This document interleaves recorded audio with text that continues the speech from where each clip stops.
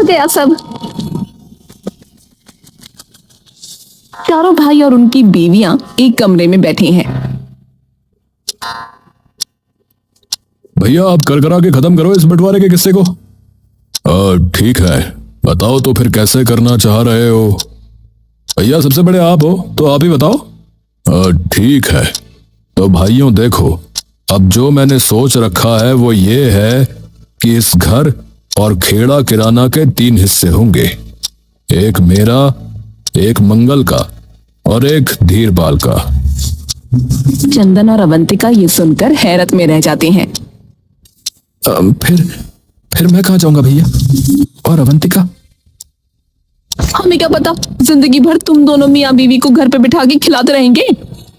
दीदी आप ऐसा मत कहिए, मैं भले ही कम कमाती हूँ पर किसी के सामने हाथ नहीं फैलाते हम लोग। इन्होंने आज तक एक ढेला तक नहीं मांगा अपने भाइयों से।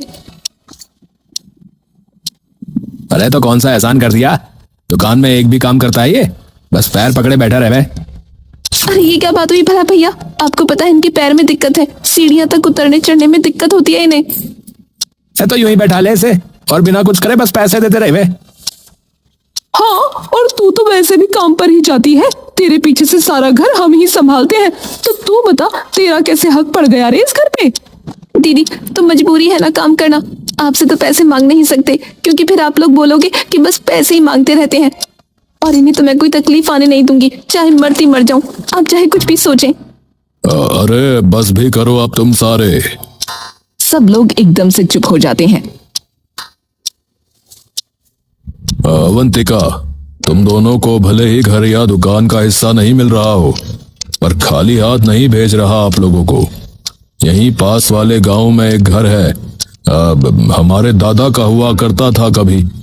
और बात रही दुकान की, तो इसकी भी एक छोटी सी दुकान खुलवा दूंगा, जहां पे ये आराम से काम भी कर सकेगा और इतनी भागा दौड़ी भी नहीं होगी इसकी। भैया पर जहां वो घर है वो तो एकदम सुनसान इलाका है, इसी वजह से तो पिताजी ने यहाँ के खेड़ा किराना खोली थी। वहां हमारा काम कैसे चलेगा बताइए। अरे मंगल कुछ बोलने ही वाला होता है कि तभी रत्ने उसे रोक देता है। अरे चुप, मैं बात कर रहा हूं ना। पर भैया इसे तो देखो। अरे चुप बैठेगा या नहीं। हाँ भाई, अब तू देख, आजकल हर जगह बतेरे लोग भरे पड़े हैं और तुझे अपने खुद के लिए पूरा घर दे रहा हूँ और तेरी खुद की एक दुकान दे रहा हूँ। है फिर क्या दिक्कत है बता। हम तो फिर भी तीनों एक ही घर में रहेंगे और एक ही दुकान में काम करेंगे, पर तुझे तो अपना घर और अपनी दुकान दोनों मिल रही हैं। चंदन कुछ नहीं बोलता, बस उनकी बात सुनता है और अपनी गर्दन झुका लेता है। अवंतिका चुपचाप चंदन को देखती रहती है। तो फिर ठीक है भाई, तय रहा। सुनो, परसों तक तुम्हारा सामान वहां भिजवा देंगे, ठीक है। चंदन और अवंतिका कुछ नहीं बोलते। थोड़े दिन बाद अवंतिका और चंदन अपने दूसरे घर में जाने लगते हैं।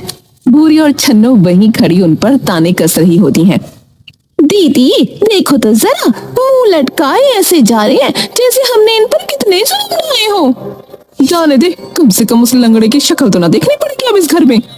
अरे हम क्यों झेलें, हमने थोड़ी तोड़ी है इसकी टांग, और इसकी बहू तो ऐसे रौब दिखाती है अपने कमाने का जैसे हमारे घर में लाकर दे रही हो। अरे हम भी पूरी मेहनत से घर का काम करती हैं। सही है, गए, अब मरे जिए हमें क्या फर्क पड़ता है। ये सारी बातें चंदन और अवंतिका को बिल्कुल साफ साफ सुनाई दे रही थीं।